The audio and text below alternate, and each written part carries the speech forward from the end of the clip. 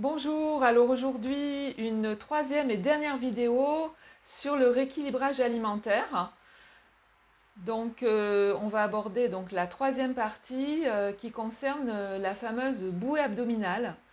Donc dans la première partie, j'ai parlé du rôle de cette hormone qui est l'insuline et qui permet de faire entrer le sucre dans les cellules. Et dans la deuxième partie, j'ai parlé du cortisol qui est l'hormone du stress et qui lui fait augmenter la glycémie. Donc en fait, pour résumer brièvement, la plupart des gens aujourd'hui mangent trop de glucides, trop de sucre, trop de féculents. Il faut savoir qu'il y a 80% de la population qui a une génétique du chasseur-cueilleur, ce que l'on retrouve à travers les groupes sanguins du docteur Adamo par le groupe sanguin O. Il y a aussi le docteur Mouton qui lui va sortir un livre sur manger selon ses génotypes, qui va plus loin et qui est plus scientifique à ce niveau-là. Et effectivement, on a plusieurs types de gènes qui nous permettent de tolérer plus ou moins les aliments glucidiques, c'est-à-dire les sucres, les féculents, tout ce qui finalement requiert cette insuline, cette hormone du pancréas pour faire rentrer le sucre dans le sang. Alors pour ceux qui ne me connaissent pas, je suis Corinne Salès, naturopathe, diététicienne nutritionniste à Nice. Je consulte en présentiel, en visioconsultation également, ou par téléphone ou WhatsApp si vous le souhaitez. Donc je suis également praticienne en psychogestionnel. Voilà, aujourd'hui je termine cette présentation du rééquilibrage alimentaire qui est aujourd'hui une question de survie pour les raisons que je viens de vous citer, c'est-à-dire 80% de la population n'a pas la génétique en termes d'enzymes, notamment d'amylase, c'est l'enzyme de la salive qui permet de dégrader toutes ces molécules de glucose qui sont dans les amidons. L'amidon, c'est une série de molécules de sucre. Et donc, quand on manque de ces enzymes, en fait, les amidons, ils arrivent non digérés dans l'intestin, et ce qui provoque des fermentations, des dysbioses, des ballonnements, et puis chez les gens, 80% de la population qui ne sont pas équipés pour digérer tous ces glucides. Alors, qu'est-ce qui se passe en plus? Eh bien, dans ce cas-là, ça produit forcément des maladies métaboliques. Que fait le corps? Que fait le corps avec ces glucides non digérés? Des fermentations, des ballonnements, ça enflamme l'intestin, ça crée une inflammation de bas grade qui, elle, concourt avec le surpoids à augmenter l'inflammation de l'ensemble du corps et de faire en sorte, comme je l'ai expliqué en première vidéo, en première partie, que avec cette inflammation, les récepteurs à l'insuline qui fait entrer le sucre dans les cellules deviennent intolérants. Résistants, c'est-à-dire qu'ils ne font plus rentrer le sucre et les acides aminés dans la cellule et il reste dans le sang ce sucre. Donc ça conduit au diabète, au surpoids, aux maladies métaboliques et en conséquence, la conséquence des maladies métaboliques, c'est-à-dire tout ce qui est lié au gras, au trop de sucre dans le sang, à l'augmentation de la glycémie, à la glycation, à l'inflammation, ceci cumulé à un ensemble de stress oxydants qui est lié à notre environnement et notre alimentation, eh bien, qu'est-ce qui se passe? Ça crée des maladies cardiovasculaires. Donc, c'est le cœur, les vaisseaux qui sont impactés euh, en première intention et en seconde intention et parallèlement, bien sûr, le cerveau.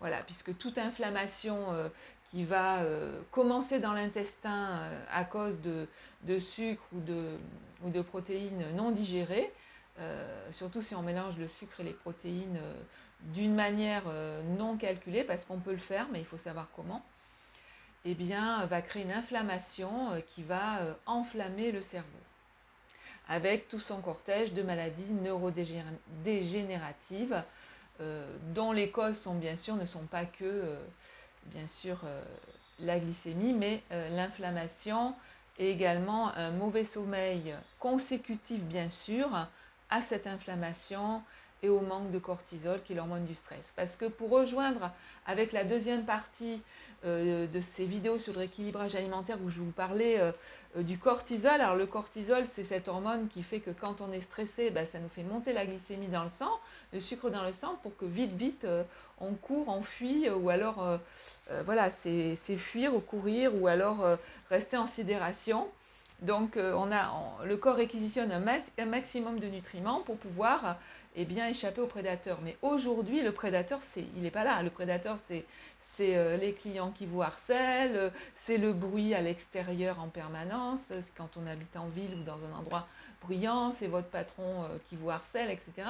Et à ce moment-là, on n'a pas cette possibilité d'aller fuir et donc de dégrader et de brûler tout ce glucose que l'hormone du stress, le cortisol, nous a mis à disposition dans le corps. Donc qu'est-ce qui se passe? C'est que du coup, ben, la glycémie augmente gratuitement. Et qu'est-ce qui se passe? En fait, on se met à stocker du gras au niveau de l'abdomen. D'ailleurs, il faut voir que les profils des personnes stressées, très stressées, c'est en fait le corps en bouteille.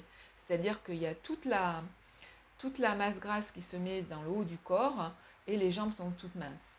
Donc et avec ce profil physique, c'est le profil cardio, le profil de la personne stressée. C'est-à-dire que toutes les graisses qui sont au-dessus de la ceinture vont impacter le système cardiovasculaire.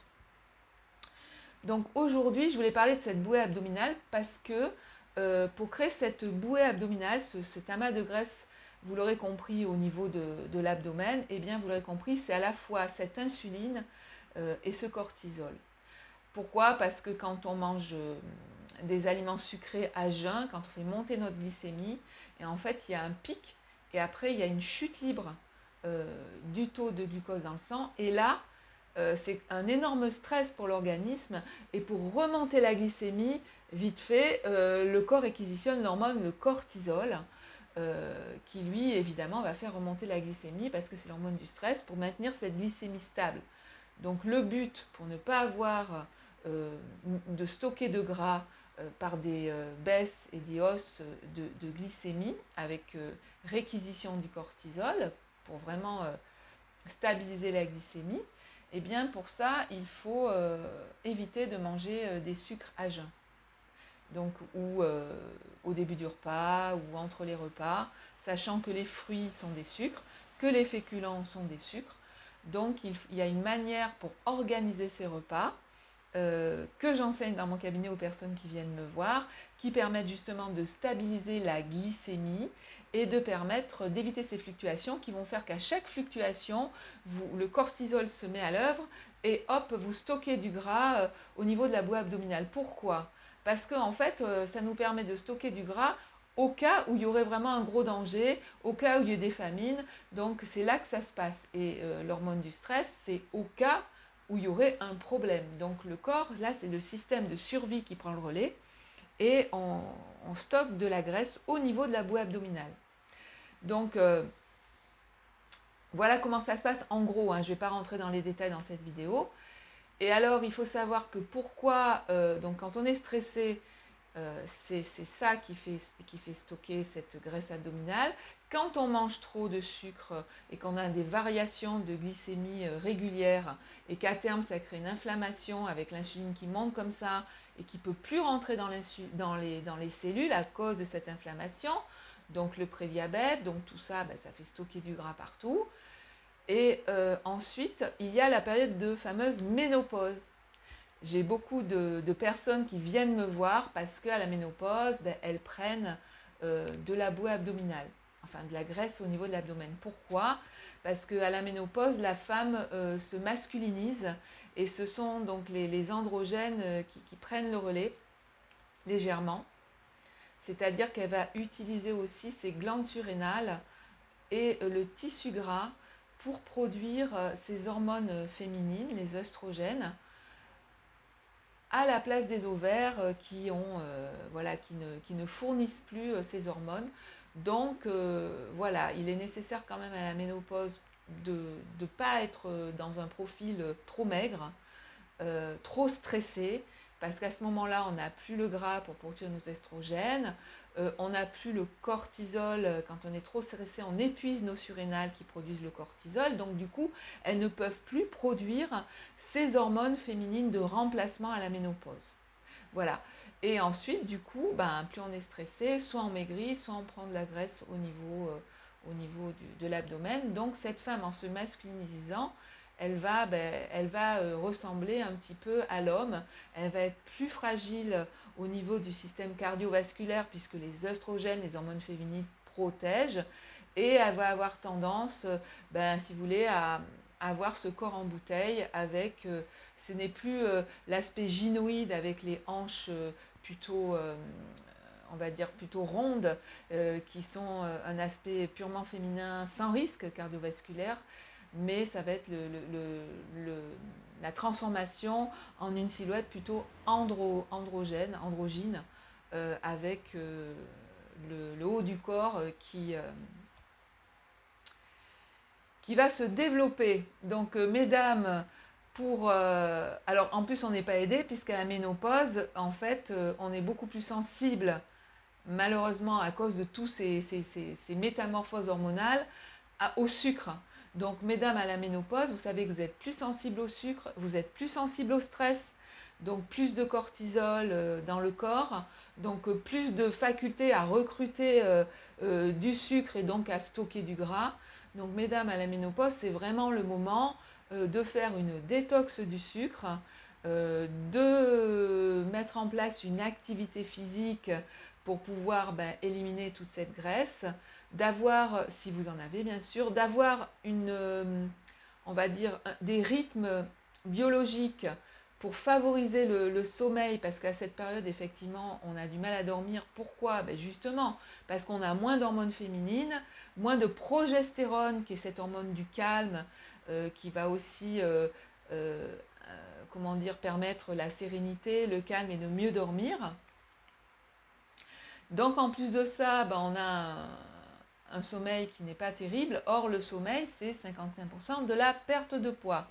Donc, mesdames, à la ménopause, rééquilibrer son alimentation, évidemment, en jouant sur les glucides sans les supprimer, en les positionnant à des endroits spécifiques dans les repas et éventuellement en mettant en place des fenêtres métaboliques pendant lesquelles vous ne mangez pas, pour permettre au corps de se libérer de tout ce sucre et d'avoir une hygiène alimentaire et une hygiène métabolique qui correspond à votre âge. Voilà, parce que plus on avance en âge, bien sûr, plus on va être sensible à l'insuline, plus on va être sensible au stress, plus on va avoir du mal à dormir, moins on va faire d'activité physique. Donc, mesdames à la ménopause, activité physique, chouchouter son sommeil, rééquilibrer son alimentation dans le sens que je vais vous conseiller.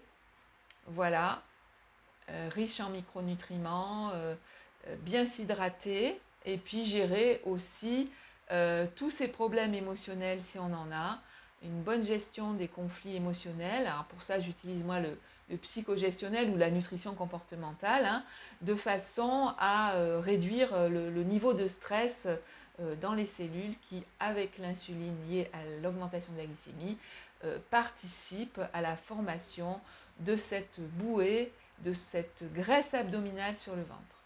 Donc tout est possible, hein, on peut complètement changer sa silhouette, puisque la silhouette est le reflet de notre métabolisme.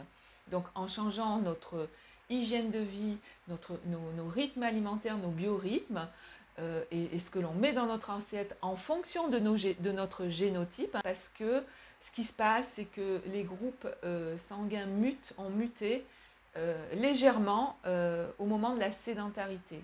La sédentarisation a fait que on a commencé à cultiver des céréales.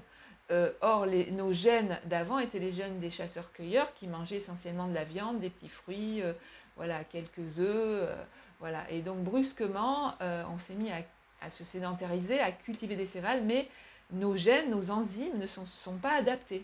Et là, aujourd'hui, c'est la catastrophe avec la malbouffe. C'est la catastrophe. C'est pour ça qu'aujourd'hui, pratiquement 40% de la population française est en surpoids. les gens ont énormément de problèmes métaboliques et cette espèce de graisse abdominale là qui se met au niveau du ventre extrêmement disharmonieuse. Et comme j'ai expliqué à la première vidéo, les femmes se masculinisent et les hommes se féminisent. Mais on voit de plus en plus d'hommes avec cette petite bouée au niveau du ventre, qui n'est pas forcément le gros ventre avec la graisse viscérale, mais aussi cette bouée liée au stress, et le gros ventre étant lié à la graisse qui est autour des organes et qui là est très dangereuse parce que c'est une graisse inflammatoire. Voilà, donc j'en ai fini pour aujourd'hui et pour cette série de vidéos sur le rééquilibrage alimentaire. Je vous souhaite une bonne fin de journée ou une bonne journée, suivant le moment où vous regardez cette vidéo, et je vous dis à bientôt. Au revoir.